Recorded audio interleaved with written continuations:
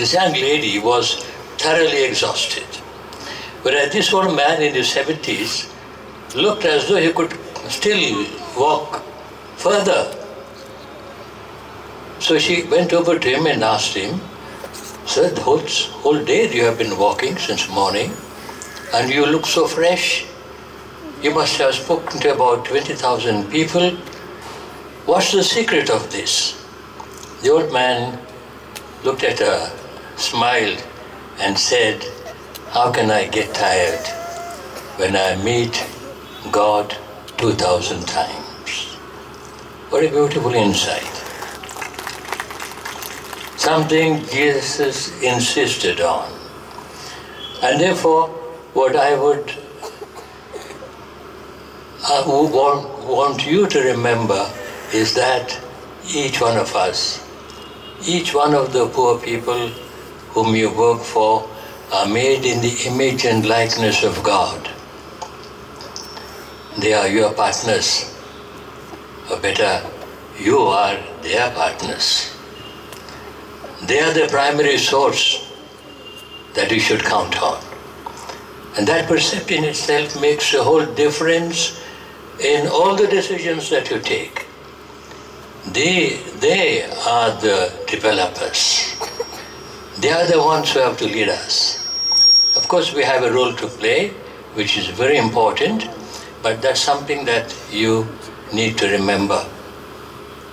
The second one, I hope it is the right story, is about your founder, Saint Jean-Marie de Montfort.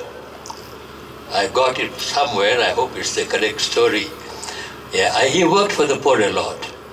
And I believe one evening he was coming back home when he found a man fallen in the street. He felt pity for him, he picked him up and brought him to the house. It was late at night and the monastery was closed. So he rang the bell several times and nobody responded.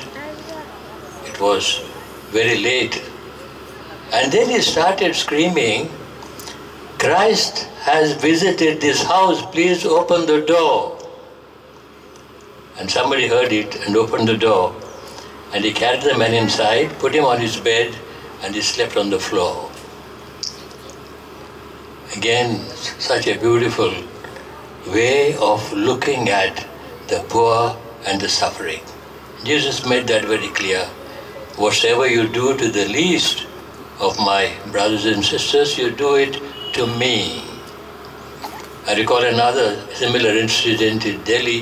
We have Connaught Place, called now Rajiv Gandhi Square, where you have a big park in the center, surrounded by a road, and there's normally one-way traffic, heavy traffic, and it's very difficult to cross the road.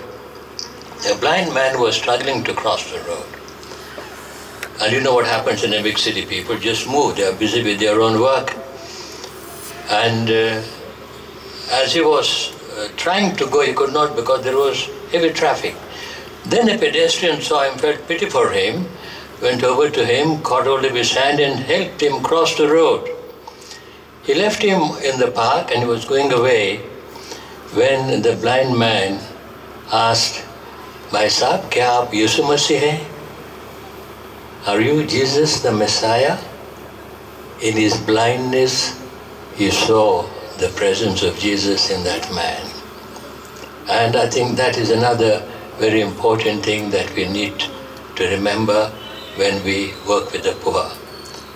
And we need to work with great love, respect as their partners, and I'm sure they will truly experience the presence of Jesus and presence of God. My dear brothers, congratulations on what you're doing. You're doing a marvelous job, and you know there is no limit for progress. You can always improve. May God bless your work and make you real witnesses of your patron saint and Jesus himself. God bless you. Thank you, Your Grace, for that encouragement and benediction you bestow on this institute and its staff.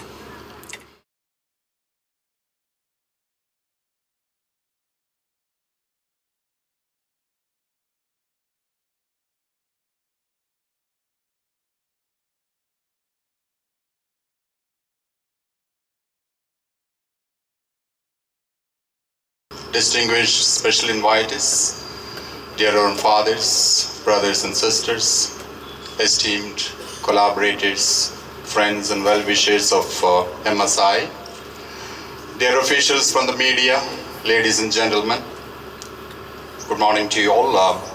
Certainly an honor for me to join the galaxy of dignitaries, friends and well-wishers assembled here on this historical occasion of the official inauguration of the Montfort Social Institute, a Center for Human Rights and Sustainable Development Education. It's a happy coincidence that the MSI is entering this new phase in its journey of commitment to the cause and empowerment of the poor on the occasion of the Day of the Consecrated Life, which is celebrated all over the world today.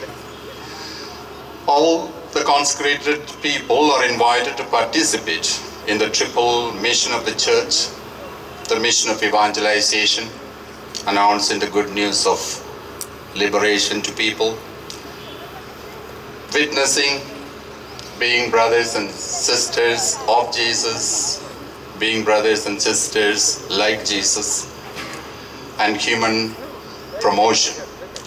This is exactly what MSI has been engaged in during the past 4.5 years of its existence. This is what MSI commits itself to do in the years to come: the protection of human rights of individuals and communities and sustainable development. MSI has already started initiating the project that Pope Francis exhorts the consecrated persons to do through his latest document, Evangelii Gaudium.